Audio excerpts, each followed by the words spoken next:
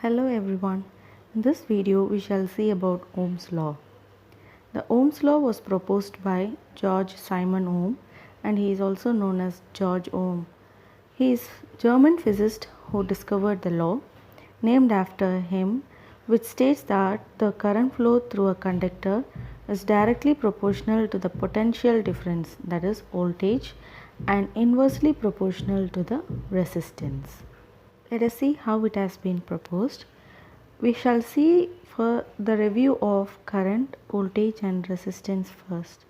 The current is the flow of electrons through a conductor measured in amperes, and the voltage is the force that causes the current flow measured in volts. The resistance is the opposition to current flow, which is measured in ohms. Now the law has been proposed by stating that current, voltage and resistances are three elements or parameters found in every simple or complex circuits. In the simple circuit shown above, these three elements are present. The battery supplies the voltage, the transistors and the wires have resistances, and there is a current that flows through the circuit as a result of voltage from the battery.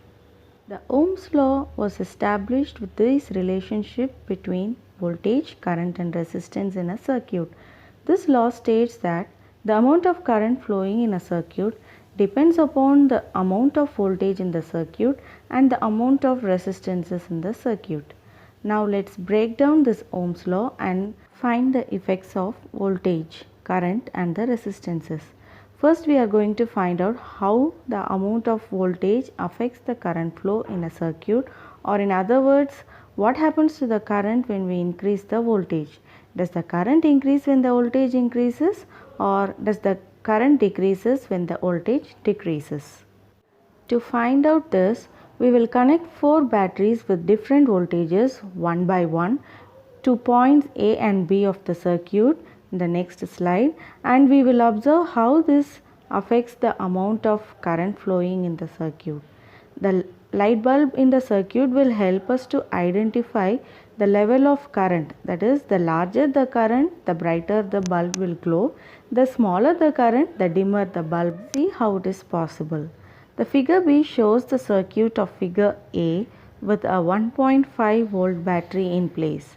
Notice the small current that flows in the circuit that can barely light the filament of the bulb.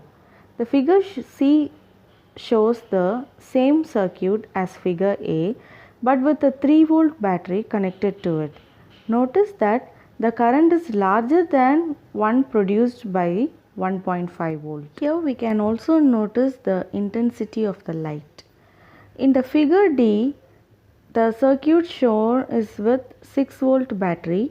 Notice that the current is larger and the lamp glows even brighter.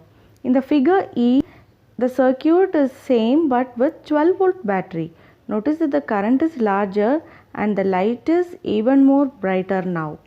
From this experiment, we can conclude that what happens to the current when we increase the voltage in the circuit is that, as we have found, the current increases when the voltage increases and the current decreases when the voltage decreases.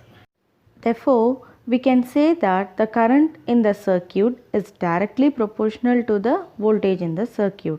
A larger voltage will produce a larger current, a smaller voltage will produce a smaller current.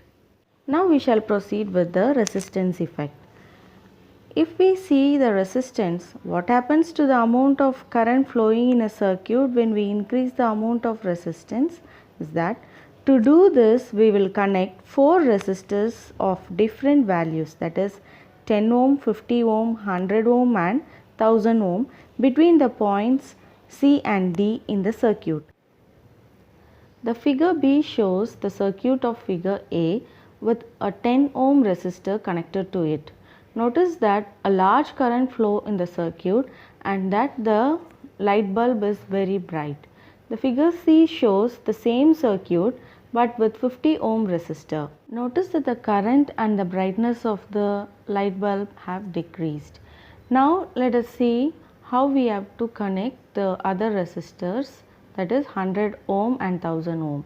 The figure D shows the same circuit with 100 ohm resistor. Notice that the current is smaller and the light is not as bright.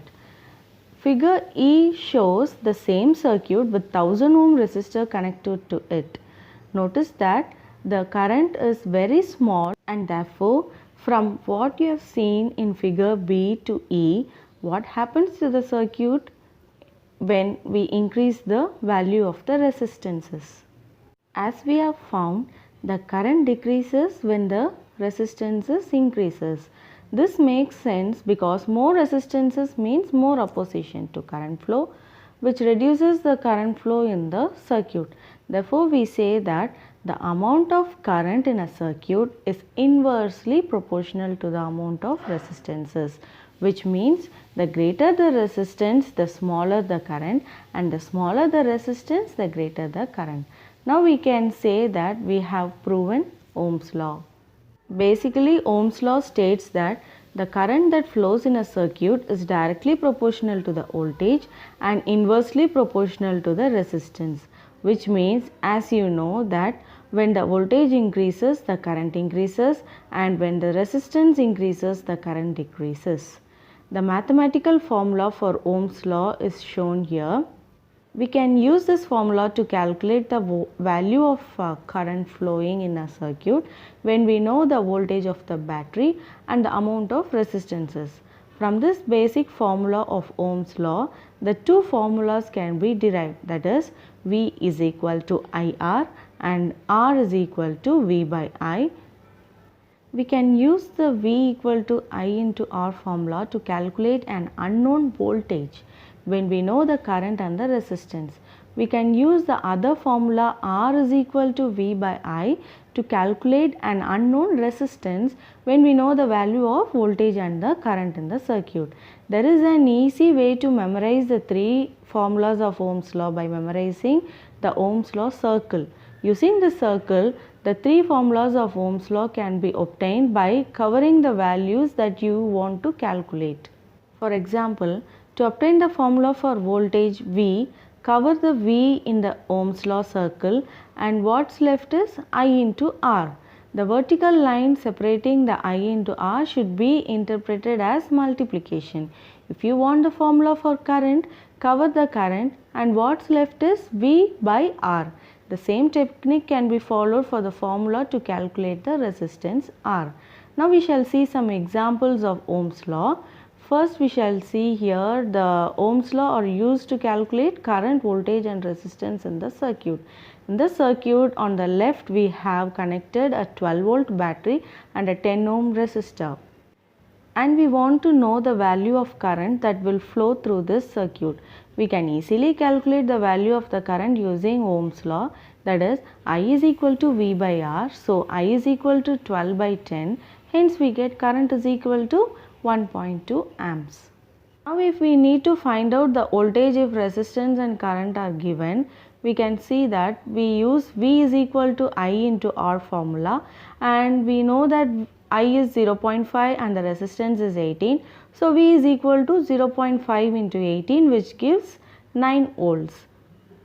If we need to find out the resistance R if voltage and current are given, R is equal to V by I, and so R is equal to 24 by 2. We get resistance is equal to 12 ohm by using Ohm's law.